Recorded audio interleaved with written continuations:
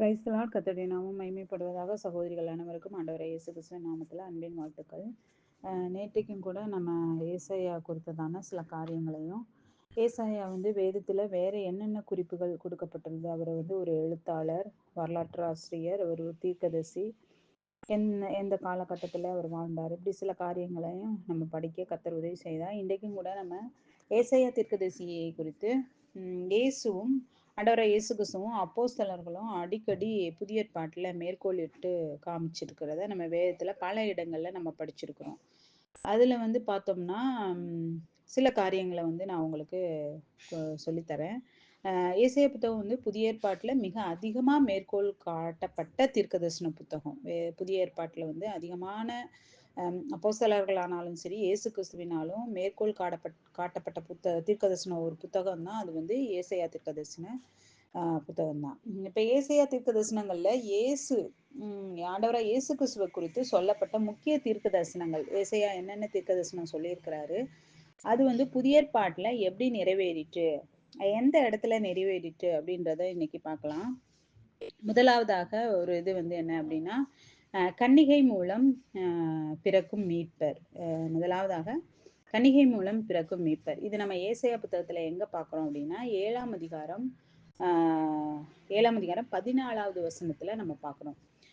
ஆதலால் ஆண்டவர் தாமே உங்களுக்கு ஒரு அடையாளத்தை கொடுப்பார். இதோ ஒரு கன்னிகை கர்ப்பவதியாகி ஒரு குமாரனை பெறுவாள். அவருக்கு இமானுவேல் என்று பெயரிடுவாள் அப்படின்றத நம்ம வேதத்துல வாசிக்கிறோம். இது எங்க அப்படின்னா ஏசாயா புத்தகத்துல நம்ம வாசிக்கிறோம். இது எங்க நிறைவேறிட்டு அப்படின்னு நம்ம பார்த்தோம்னா, இந்த தீர்க்கதரிசனம் நிறைவேறின இடம் எங்க அப்படின்னா, மத்தேயு 1ஆம் அதிகாரம் 22, 23 நம்ம வாசிக்கிறோம். தீர்க்கதரிசியின் மூலமாய் கர்த்தராலே உரைக்கப்பட்டது நிறைவேறும்படி இதெல்லாம் நடந்தது. அப்ப இதை உரைத்தது எந்த தீர்க்கதரிசி? ஏசாயா தீர்க்கதரிசி. 23ஆம் அதிகாரத்துல பார்த்தோம்னா, 23வது வசனத்துல நம்ம பார்த்தோம்னா, அவன் இதோ ஒரு கன்னிகை கர்ப்பவதியாகி ஒரு குமாரனை பெறுவாள், அவருக்கு இமானுவேல் என்று பெயரிடுவார்கள் என்று சொன்னான். இமானுவேல் என்பதற்கு தேவன் நம்மோடு இருக்கிறார் என்று அர்த்தமாம். அப்ப ஏசாயா தீர்க்கதரிசி சொன்ன அந்த காரியம் மத்தேயுல புதிய ஏற்பாட்டுல நிறைவேறி இருக்கிறத நம்ம பார்க்க முடிகிறது. அடுத்ததாக இரண்டாவது என்ன காரியம் அப்படின்னு பார்த்தோம்னா, மேசியாவுடைய தெய்வீகத்தன்மை. மேசியாவுடைய தெய்வீகத்தன்மை அல்லது அவருக்கு கொடுக்கப்பட்ட சில பட்டங்கள் என்ன அப்படின்னு பார்த்தோம்னா, ஏசாயா 9ஆம் அதிகாரம் 6வது வசனத்துல நம்ம பார்க்கிறோம். 9ஆம் அதிகாரம் 6வது வசனத்துல பார்க்கும்போது, நமக்கு ஒரு பாலகன் பிறந்தார், நமக்கு ஒரு குமாரன் கொடுக்கப்பட்டார், கர்த்தத்துவம் அவர் தோளின் மேல் இருக்கும், அவர் நாமம் அதிசயமானவர், ஆலோசனை கர்த்தா, வல்லமையுள்ள தேவன், நித்திய பிதா, சமாதான பிரபு எனப்படும். இது ஏசாயாவினால் கொடுக்கப்பட்ட ஒரு தீர்க்க தரிசனம். இது எங்கு நிறைவேறியது அப்படின்னு பார்த்தோம்னா, லூக்காவில் இந்த காரியம் நிறைவேறினதை நம்ம பார்க்க முடிகிறது. லூக்கா 2ஆம் அதிகாரம் 11வது வசனத்துல நம்ம பார்க்கும்போது, இன்று கர்த்தராகிய கிறிஸ்து என்னும் இரட்சகர் உங்களுக்கு தாவீதின் ஊரிலே பிறந்திருக்கிறார். கர்த்தராகிய கிறிஸ்து என்னும் இரட்சகர் அல்லது மீட்பர், இவர் பிறந்திருக்கிறார் அப்படின்றத லூக்காவில் நிறைவேறத நம்ம பார்க்க முடிகிறது. இப்ப இன்னைக்கு 2 இது பார்த்தோம். கன்னிகை மூலம் பிறக்கும் மீட்பர், அப்புறம் என்னது, மேசியாவுடைய தெய்வீகத்தன்மை. இதை பார்த்தோம். மூன்றாவதாக முன்னோடியாக யோவான் ஸ்நானகன் வருவது. முன்னோடியாக யோவான் ஸ்நானகன் வர்றதை எங்க பார்க்குறோம் அப்படின்னா, ஏசாயா 40ஆம் அதிகாரத்துல நம்ம பார்க்க முடியுது. ஏசாயா 40ஆம் அதிகாரத்துல 3வது வசனத்துல நீங்க பார்த்தீங்கன்னா, கர்த்தருக்கு வழியை ஆயத்தப்படுத்துங்கள், அவாந்தர வெளியிலே நம்முடைய தேவனுக்கு பாதையை செவ்வை பண்ணுங்கள் என்றும், பள்ளமெல்லாம் உயர்த்தப்பட்டு சகல மலையும் குன்றும் தாழ்த்தப்பட்டு கோணலானது செவ்வையாகி கரடு முரடானவை சமமாக்கப்படும் என்றும், கர்த்தரின் மகிமை வெளியரங்கமாகும், மாம்சமான யாவும் அதை ஏகமாய் காணும், கர்த்தரின் வாக்கு அதை உரைத்தது என்று வனாந்தரத்திலே கூப்பிடுகிற சத்தம் உண்டாயிற்று. ஸோ இது ஏசாயாவினால் கொடுக்கப்பட்ட முன்னோடியாக யோவான் ஸ்நானன் வருவதை குறித்ததான காரியம். இது எங்க நிறைவேறி இருக்கு அப்படின்னா, மத்தேயு 3:3 இது நிறைவேறிருக்கிறத நம்ம பார்க்க முடியும். கர்த்தருக்கு வழியை ஆயத்தப்படுத்துங்கள், அவருக்கு பாதைகளை செவ்வை பண்ணுங்கள் என்று வனாந்தரத்திலே கூப்பிடுகிறவனுடைய சத்தம் உண்டென்று ஏசாயா தீர்க்கதரிசியினால் சொல்லப்பட்டவன் இவனே. இது மத்தேயில 3:3ல நிறைவேறுறத நம்ம பார்க்க முடிகிறது. அடுத்து கூட என்னது அப்படின்னா மார்க்ல கூட இது வந்து நிறைவேறினதையும் நம்ம பார்க்க முடிகிறது. மார்க்ல வந்து பார்த்தீங்கன்னா மார்க்கு 1:3லையும் இது சொல்லப்பட்டிருக்கும். 1:3ல வந்து பார்த்தீங்கன்னா கர்த்தருக்கு வழியை ஆயத்தப்படுத்துங்கள், அவருக்கு பாதைகளை செவ்வை பண்ணுங்கள் என்று வனாந்தரத்திலே கூப்பிடுகிறவனுடைய சத்தம் உண்டாகும் என்றும் தீர்க்கதரிசன ஆகமங்களில் எழுதியிருக்கிற பிரகாரமாய், ஏசாயா தீர்க்கதரிசில எழுதியிருக்கிற பிரகாரமாய் அப்படின்றத யோவான் ஸ்நானன்னு முன்னோடியா, இயேசுவுக்கு முன்னோடியா வருவதை குறித்ததான காரியங்கள் 2 புத்தகத்துல நிறைவேறுது. மத்தேயு 3:3லையும் மார்க்கு 1:3லையும் நிறைவேறியிருக்கதை நம்ம பார்க்க முடிகிறது. அடுத்ததாக 4வதாக ஒரு காரியம் இயேசுனுடைய தியாகம், அவருடைய பாடு மரணம். அவருடைய பாடு மரணங்களை நம்ம இயேசுடைய பாடு மரணம் அப்படின்னு சொன்னாலே நமக்கு எல்லாருக்கும் நல்லா தெரியும். 53வது அதிகாரம் அதுதான் வந்து என்னது அப்படின்னா கர்த்தருடைய பாடு மரணம். இது வந்து ஏசாயா 53:3-7 வசனங்கள். இந்த வசனங்கள் வந்து பார்த்தோம்னா நம்ம எல்லாருக்கும் தரும். அவர் அசட்டை பண்ணப்பட்டவரும், மனுஷரால் புறக்கணிக்கப்பட்டவரும், துக்கம் நிறைந்தவரும், பாடு அனுபவித்தவருமாய் இருந்தார். அவரை விட்டு நம்முடைய முகங்களை மறைத்து கொண்டோம். அவர் அசட்டை பண்ணப்பட்டிருந்தார், அவரை எண்ணாமற் போனோம். மெய்யாகவே அவர் நம்முடைய பாடுகளை ஏற்றுக்கொண்டு நம்முடைய துக்கங்களை சுமந்தார். நாமோ அவர் தேவனால் அடிபட்டு வாதிக்கப்பட்டு சிறுமைப்பட்டோர் என்று எண்ணினோம். நம்முடைய மீறுதல்கள் நிமித்தம் அவர் காயப்பட்டு நம்முடைய அக்கிரமங்கள் நிமித்தம் அவர் நொறுக்கப்பட்டார். நமக்கு சமாதானத்தை உண்டு பண்ணும் ஆக்கினை அவர் மேல் வந்தது, அவருடைய தழும்புகளால் குணமாகிறோம். இது எல்லாமே வரும். 7 வசனம் வரை வந்து என்ன பண்ணுது வர்றது. இது இயேசு கிறிஸ்துவனுடைய அவருடைய பாடு மரணங்கள் தான் நம்ம இங்கே பார்க்குறோம். இதை வந்து எங்க நிறைவேறி இருக்கு அப்படின்னு வந்து நம்ம பார்த்தோம்னா மத்தேயு 27ஆம் அதிகாரத்துல 26ல இருந்து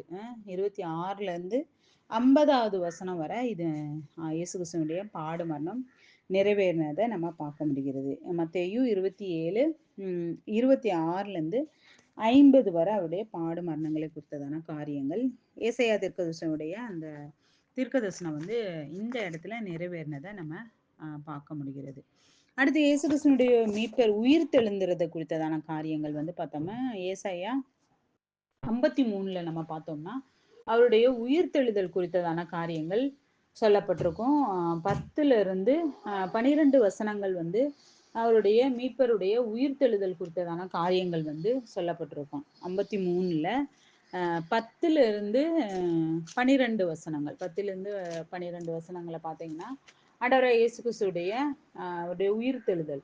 கர்த்தரோ அவரை நொறுக்க சித்தமாகி அவரை பாடுகளுக்கு உட்படுத்தினார். அவருடைய ஆத்துமா தன்னை குற்ற நிவாரண பலியாக ஒப்பு கொடுக்கும் போது அவர் தமது சந்ததியை கண்டு நீடித்த நாளாய் இருப்பார். கர்த்தருக்கு சித்தமானது அவர் கையினாலே வாய்க்கும். அடுத்து 12வது வசனத்தை நீங்க பார்த்தீங்கன்னா அவர் தம்முடைய ஆத்துமாவை மரணத்தில் ஊற்றி அக்கிரமக்காரி ஒருவராக எண்ணப்பட்டு அநேகருடைய பாவத்தை தாமே சுமந்து அக்கிரமக்காரருக்காக வேண்டிக் கொண்டது நிமித்தம் அநேகரை பலருக்கு பங்காக கொடுப்பேன், பலவான்களை அவர் தமக்கு கொள்ளையாக பங்கிட்டுக் கொள்வார். ஸோ அவருடைய உயிர்த்தெழுதல் குறித்ததான காரியங்களை வந்து நம்ம 53 10லிருந்து 12 அந்த காரியங்களை வந்து சொல்றத நம்ம பார்க்க முடிகிறது.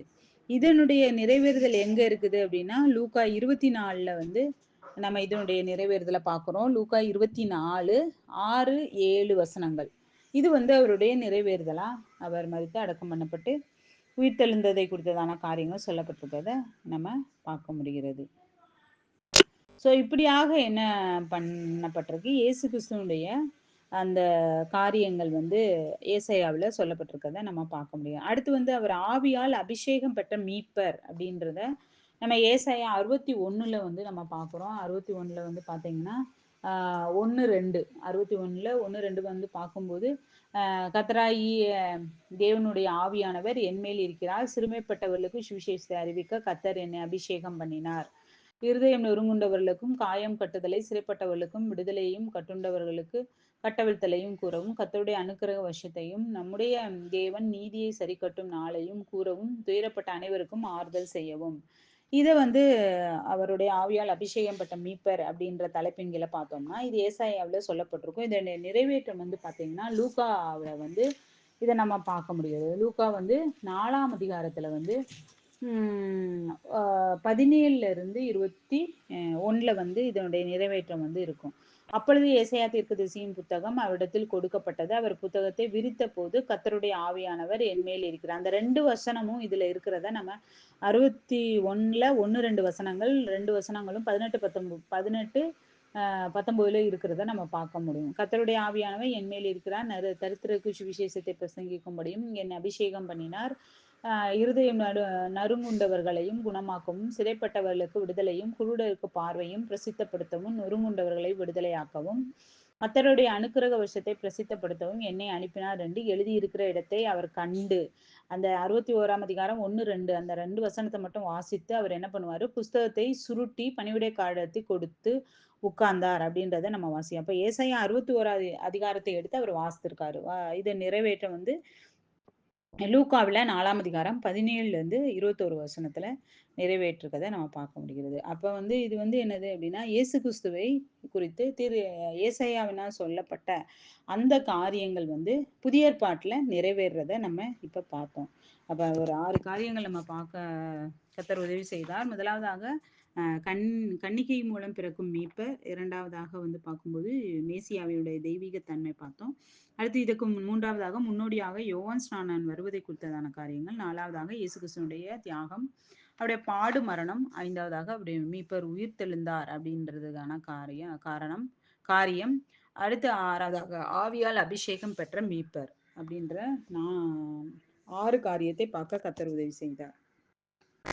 ஸோ இன்னைக்கு வந்து நம்ம இயேசு கிறிஸ்து அவரை குறித்ததான தீர்க்க தரிசனங்கள், இயேசு கிறிஸ்து நிறைவேறின புதிய ஏற்பாட்டிலே நிறைவேறின தீர்க்க தரிசனங்களை நம்ம பார்த்தோம். நாளைக்கு வேணா நம்ம அப்போஸ்தலர்கள் வந்து ஏசாயா தீர்க்க தரிசன புத்தகத்தை எந்தெந்த இடங்கள்ல பயன்படுத்தினாங்க அப்படின்றத நாளைக்கு கர்த்தர் சித்தமானா பார்க்கலாம். தேவனுடைய நாமம் மகிமைப்படுவதாக. ஆமென்.